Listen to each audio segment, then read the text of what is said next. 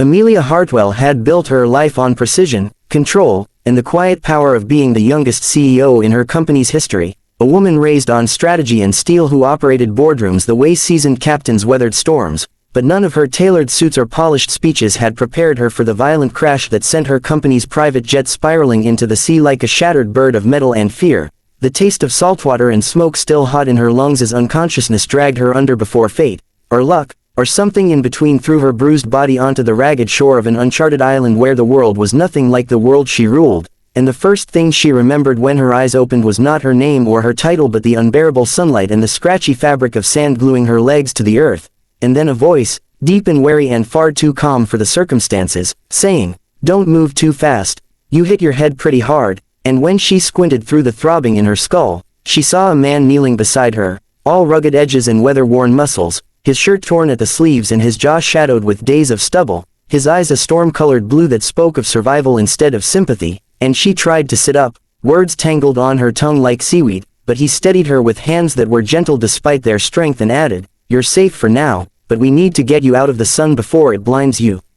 She wanted to protest, to ask who he was, where they were, where the rest of her team was, but her throat burned like she'd swallowed glass and only a rasp came out, something halfway between his name and a question, until he lifted her effortlessly and carried her toward the shade of palm and rock, and the world blurred again until the crackle of fire and the scent of something roasting pulled her back to awareness, and she realized she was lying on a makeshift bed of leaves and thick-woven cloth, the man crouched nearby, turning fish on a spit as though this were an inconvenience rather than disaster, and he looked over his shoulder and said, "You got lucky I was fishing the cove when your jet came down. I couldn't reach the wreck, too deep, but I got you out before the tide could finish the job." She blinked, trying to reconcile catastrophe with his calm, and forced out a whisper that sounded more like a demand, "Where are we?" He poked at the flames and said, "Somewhere off the main routes. I've been here long enough to know no boats pass close and no planes pay attention," and when she stared in disbelief, he added, "Name's Noah.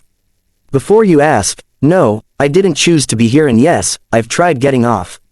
That answer unleashed panic in a slow, suffocating wave through her ribs, and she pushed herself upright despite the aching protest of her body, her mind racing with images of rescue teams, satellites, cell towers, anything but this island and this stranger who spoke like this nightmare was permanent. She tried to stand, her legs trembling like branches in a storm, and snapped, "There will be people looking for me, my company, the authorities, search teams," but Noah only watched her with an expression that held no mockery, only a quiet, exhausted realism that made her anger feel childish, and he said, "I hope you're right, but storms hit these waters hard and signals don't get through.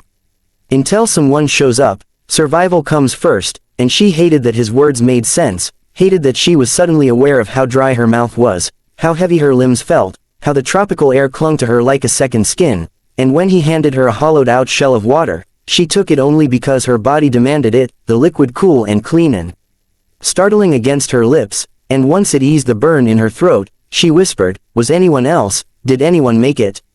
He shook his head once, slowly, and something inside her twisted like metal under pressure, memories of the pilot and her assistant crashing into the silent certainty of loss, but Noah didn't press, didn't offer empty comfort, only said, "Eat.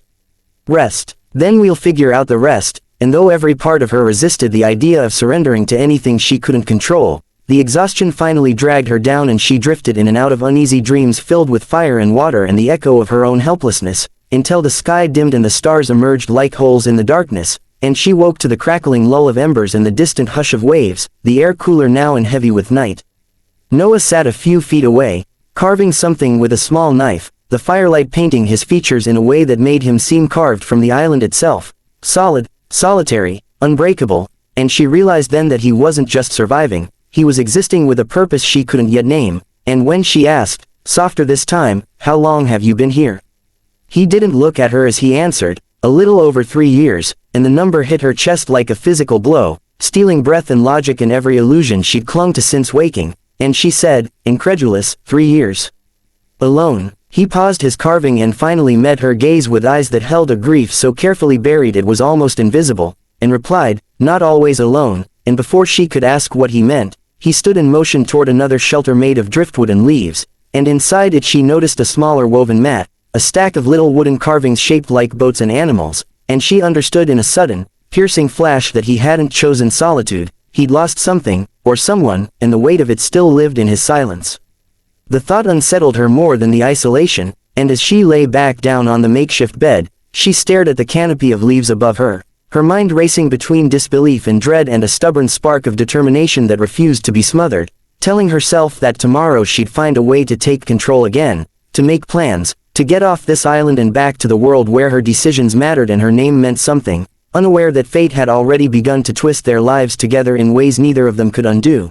Morning came not with the comfort of routine but with the cries of seabirds and the rustle of leaves stirred by a humid breeze, and Amelia woke to find Noah already on his feet, dragging a net from the shallows with practiced strength, his movements economical in a way that spoke of long habit rather than hope, and she forced herself upright, wincing at the stiffness in her muscles, the bruises along her ribs, the dull throb still haunting her skull, but she refused to let pain define her, not when she had built an empire on refusing to yield to anything, and she approached him with a forced resolve, saying, "I need to see the crash site," her voice steadier than she felt, and he glanced at her with a look that held both caution and curiosity before nodding once and saying, "After we eat.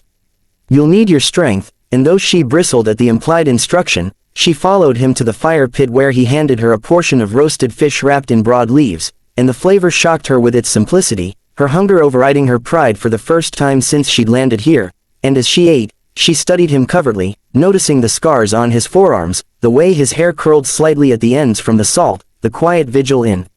his posture that spoke of someone who expected danger even in peace, and she finally asked the question that had hovered between them, "You said you weren't always alone. What happened?" His jaw tightened almost imperceptibly, and he answered with a calm so controlled it bordered on silence, "My daughter was with me.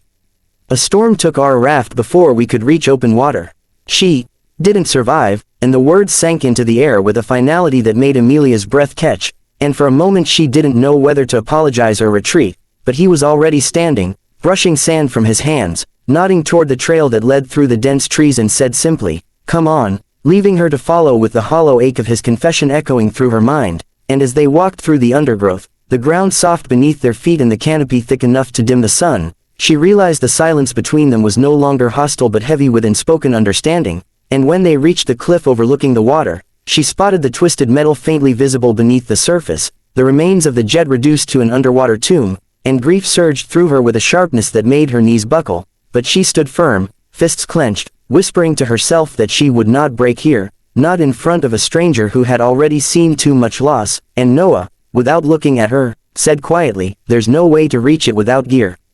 Whatever you lost down there is gone," and she wanted to scream that she couldn't afford to lose anything, not time, not people, not control, but the words tangled uselessly in her throat, leaving only the truth she had never allowed herself to speak. Without her world of structure and power, she was just a woman standing barefoot on the edge of nowhere with nothing but fear in the company of a man whose strength made her feel fragile in a way she despised.